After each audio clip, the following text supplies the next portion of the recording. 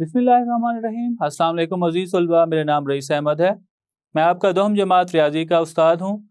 जैसे कि हम मश्क नंबर 4.4 हल कर रहे हैं।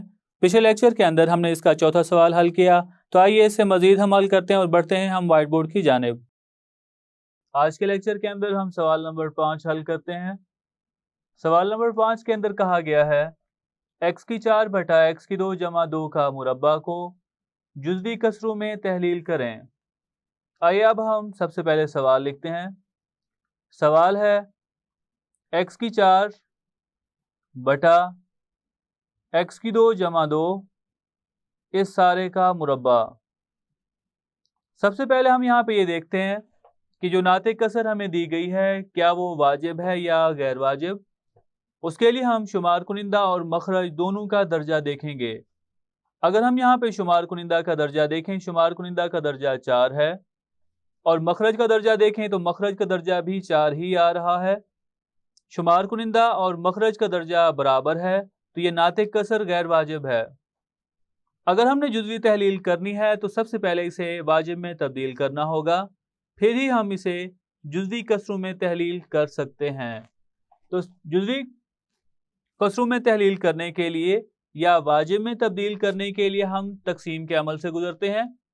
तो हम क्या करेंगे, यहाँ पे शुमार कुनिंदा के ऊपर मखरज को तकसीम करेंगे। आइए अब हम लिखते हैं शुमार कुनिंदा है x⁴, इसके ऊपर तकसीम हमने करना है x⁴ जमा 2 का मुरब्बा। लेकिन इस तरह से हम तकसीम नहीं कर सकते जब तक इसका कुलिया ना खोलें। अगर हम इसे खोलते हैं तो हम यहाँ पे लिख सकते हैं x⁴ का मुरब्बा x⁴। ये सिर्फ और सिर्फ तकसीम करने के लिए इस तरह से हम कर रहे हैं। x⁴ जमा 4x⁴ जमा 4। अब हम यहाँ पे देखना चाहते हैं जो तकसीम कुनिंदा है और जिस पर हम तकसीम कर रहे हैं, इन दोनों का दर्जा क्या है जी। दोनों का दर्जा बराबर है और दोनों का अददी सर भी बराबर है।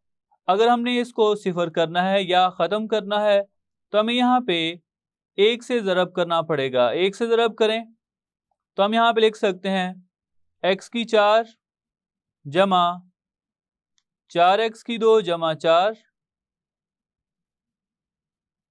अब हम यहाँ पे अलामतें तब्दील करेंगे। यहाँ पे जमा अलामत थी, अब नफ़ी होगी। यहाँ पे भी नफ़ी और इधर भी नफ़ी। ये रकम कट जाएगी।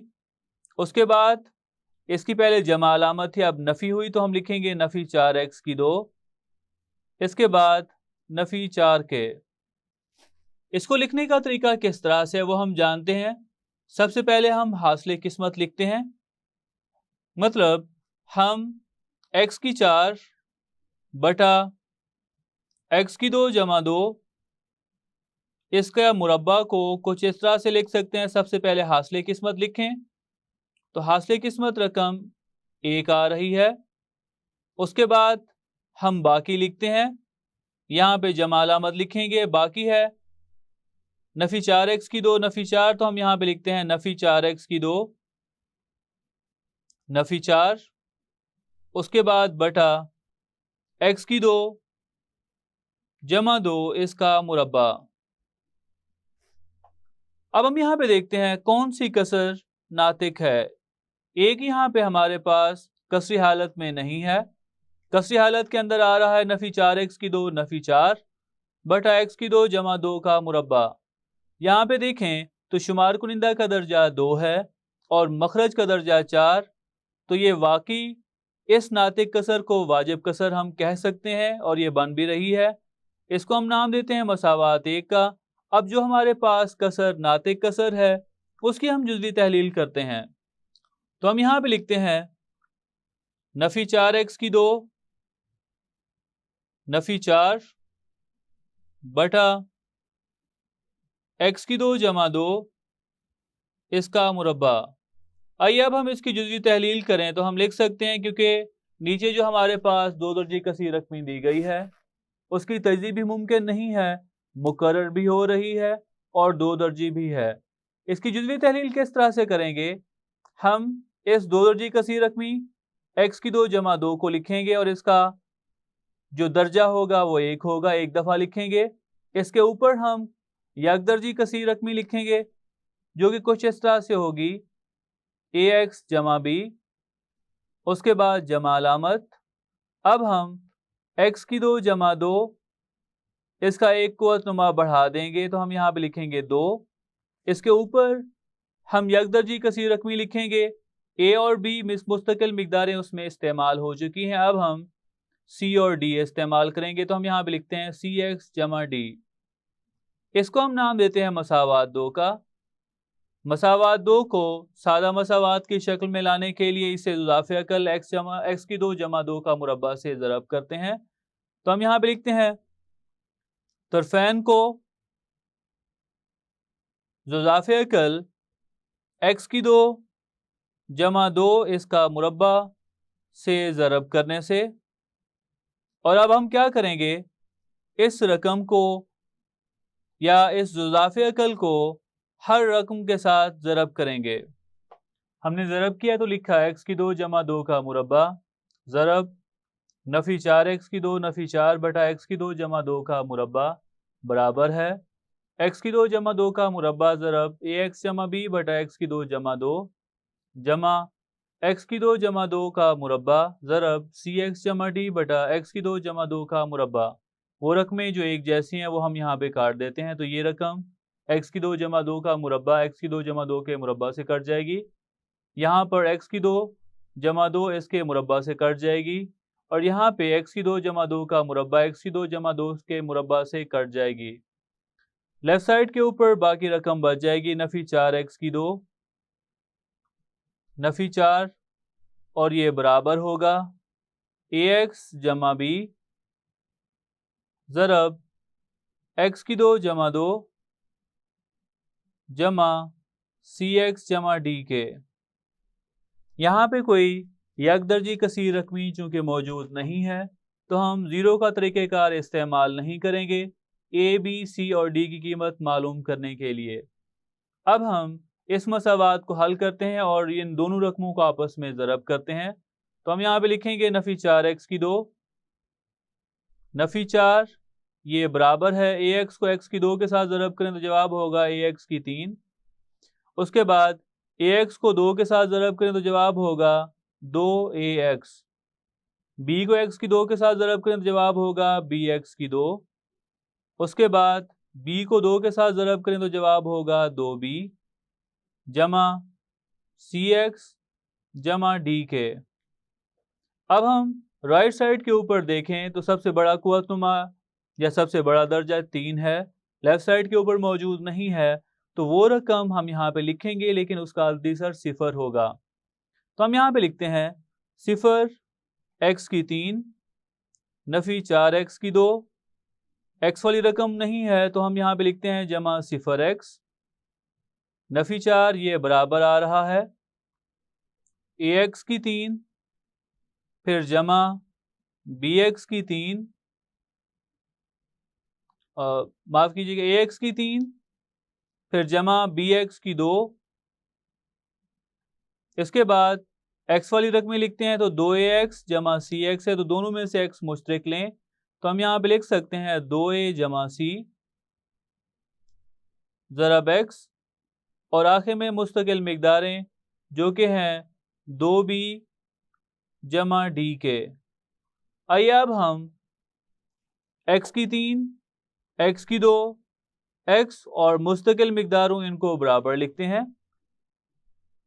x की 3 के अगर अदीसर का मुवाजना करें, लेफ्ट साइड पे सिफर है और राइट साइड पे आ रहा है a, तो यहाँ पर a की कीमत मालूम हो चुकी जो कि सिफर के बराबर है। उसके बाद x की 2 के अदीसर का मुवाजना करते हैं, लेफ्ट साइड के ऊपर कीमत आ रही है नफ़ी 4 और राइट साइड के ऊपर बराबर आ रही है b के। b की कीमत भी हमने मालूम कर ली।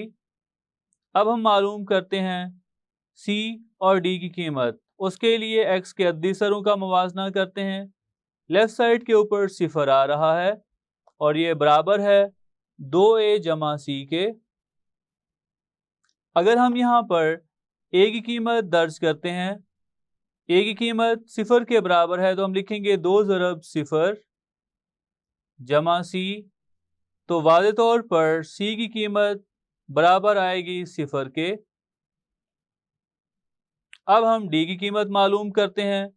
डी मालूम करने के लिए मुस्तकिल मिकदारों को बराबर लिखेंगे तो हम यहाँ पे लिखते हैं नफ़ी 4 ये बराबर है 2b जमा डी के। तो हम यहाँ पर कीमत दर्ज कर लेते हैं b की। तो नफ़ी 4 बराबर है 2 ज़रब नफ़ी 4 के और जमा डी। 4 को 2 से ज़रब करें जवाब नफ़ी 8 होगा। नफ़ी 8 को दूसरी तरफ लेके जाएं तो जमा 8 होगा। 8 नफ़ी 4 तो डी की कीमत बराबर होगी 4 के। 4 कीमतें हमने मालूम करनी थी, ये हमने मालूम कर ली। इन 4 कीमतों को हम मसावात 2 में दर्ज करते हैं। मसावात 2 में ए बराबर है 0, बी बराबर है नफ़ी 4, सी बराबर है 0 और डी बराबर है 4 दर्ज करने से तो हम यहाँ पे लिख सकते हैं नफ़ी 4x की 2 नफ़ी 4 बटा x की 2 जमा 2 इसका मुरब्बा। ये बराबर होगा ए की कीमत 0 के बराबर है तो हम लिखते हैं 0x और बी आ रहा है नफ़ी 4 के बराबर तो जमा इनटू नफ़ी 4 बटा x की 2 जमा 2 उसके बाद जमा अलामत। सी की कीमत 0 है तो लिखेंगे 0 ज़रब x जमा डी की कीमत 4 के बराबर बटा x की 2 जमा 2 इसका मुरब्बा। तो हम इसे लिख सकते हैं जमा नफ़ी 0 को x के साथ ज़रब करें 0 होगा, फिर जमा नफ़ी नफ़ी 4 तो जवाब होगा नफ़ी 4 बटा x की 2 जमा 2 और लेफ्ट साइड इसकी आ रही है नफ़ी 4x की 2 नफ़ी 4 बटा x की 2 जमा 2 इसका मुरब्बा। उसके बाद 0 को x के साथ ज़रब करेंगे तो जवाब 0 होगा। 0 में 4 जमा करें तो जवाब होगा 4 बटा x की 2 जमा 2 इसका मुरब्बा। आइए अब हम यही नफ़ी 4x की 2 नफ़ी 4 बटा x की 2 जमा 2 का मुरब्बा की कीमत मसावात 1 में दर्ज करते हैं, क्योंकि ये तो हमने जुज़वी तहलील की है उस कसर की जो कि वाजिब कसर थी, लेकिन हमें सवाल जो दिया गया था वो गैर वाजिब कसर थी जो कि मसावात 1 बन रही है। अगर हम मसावात 1 के अंदर कीमत दर्ज करते हैं तो हमें उस सवाल का जवाब मिलेगा या उस सवाल की जुज़वी तहलील मिलेगी जिसका हमें कहा गया है। मसावात 1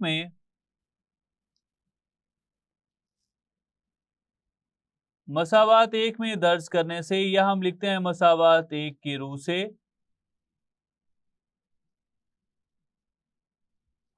तो हम यहाँ पे लिखेंगे x की 4 बटा x की 2 जमा 2 इसका मुरब्बा।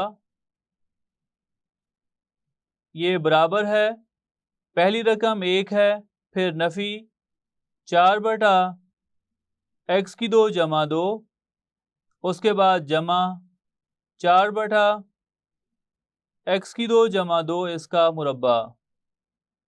तो ये थी इसकी जुज़वी तहलील। सवाल था x की 4 बटा x की 2 जमा 2 का मुरब्बा, इसकी जुज़वी तहलील करें। तो यहाँ पर ये इसकी जुज़वी तहलील हमें मिली, ये इसका जवाब हुआ।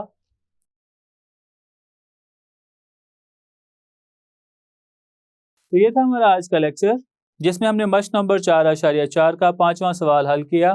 मैं उम्मीद करता हूँ आज का लेक्चर आपको समझ आया होगा। मिलते हैं अगले लेक्चर में।